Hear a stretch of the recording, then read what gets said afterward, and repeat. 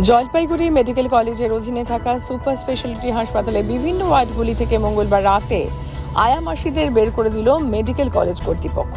মাঝরাতে বিপাকে রোগীর পরিবারগুলি। ঘটনায় হাসপাতালে গার্ডদের সাথে তুমুল বচসা হয় আয়া মাসিদের। উত্তেজনা হাসপাতাল চত্বরে। উত্তেজনা প্রশমনে ঘটনাস্থলে উপস্থিত হয় পুলিশ। হাসপাতালের জরুরি বিভাগের সামনে দীর্ঘরাত পর্যন্ত বিক্ষোভ দেখায় আয়া মাসিরা। অবশেষে বিশাল পুলিশ বাহিনী হাসপাতালে এসে পরিস্থিতি নিয়ন্ত্রণে আনে। ঘটনায় মেডিকেল কলেজের ভাইস প্রিন্সিপাল ডক্টর কল্যাণ খাঁ টেলিফোনে জানান, আইন অনুযায়ী রোগীদের সাথে একজন করে পরিবারের লোক থাকার নিয়ম, কোনোভাবেই আয়া বা অ্যাটেন্ডেন্ট রাখার নিয়ম নেই।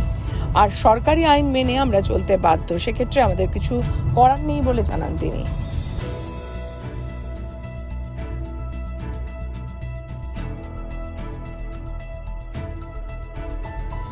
আমরা এখানে কাজ করি, পাবলিকের পেশেন্ট ভর্তি হয়, আমরা পাবলিকের আন্ডারে থাকি। এখানে আমাদেরকে পাবলিক রাখে, আমরা তাই এখানে থাকি। এখান থেকে কর্মীর যারা সিকিউরিটি গার্ড রবিন স্যার, ওনাদের বক্তব্য যে আপনারা এখানে থাকতে পারবেন না। আমরা তখন জিজ্ঞাসা করি কারণ কি, আমাদের অন্যায়টা কি, আমরা কি করছি, আমাদেরকে পাবলিক রাখছে, আমরা পাবলিকের আন্ডারে আছি। এত রাতে কেন? হ্যাঁ, 9:30 আমাদেরকে বের করলো 9:30টার সময়, রাত 9:30। তাহলে আমরা রাত 9:30টার সময় কেন বের করলো? আপনারা এখন কি চাইছেন? আমরা এখন চাচ্ছি যে আমরা কোথায় যাব, আমরা এখন এখানেই থাকবো। তাহলে এটা একটা সরকারি জায়গা, একটা নিরাপত্তার জায়গা। মানুষ বিপদে পড়লে এইসব জায়গায় আসে, থানায় যায়, হাসপাতালে যায়, এইসব জায়গায় তো আসে। তাহলে এইসব জায়গার থেকে যদি আমাদেরকে বের করে দেয়, তাহলে এটা কি আইনের কাজ না বেআইনের কাজ? আপনি আমাকে বলুন। এটা আমি পাবলিকের কাছে, হাসপাতালের কাছে এই একটা চাই। আমি দুপুর 2টা থেকে বলতেছি, আমি বলছি দুপুর 2টা থেকে,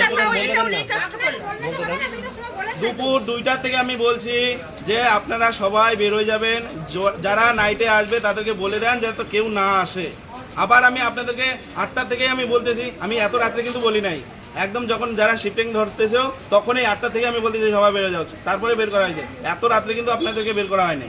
8টার সময়, হ্যাঁ 8টা-9টার সময় বলা হয়েছে। আমি বলছি না, আপনারা বললেন যে আজকে রাত্রে থাকি, দাঁড়ান আমাকে বলতে দেন। আপনারা বললেন যে আজকে রাত্রে থাকতে দেন, আমি বললাম আজকে রাত্রে থাকতে দেবো, তাহলে কথা দেন যে আপনারা কালকে থেকে আসবেন না, কিন্তু একটা লিখিত দাও, সবাই সাইন করে দাও। এই বলছি তো, হ্যাঁ যা কথা আছে সুপার স্যারের সাথে কালকে আসুন। এখন হবে না, কালকে আপনারা কথা বলবেন না, আজকে হবে না, আপনারা বলতে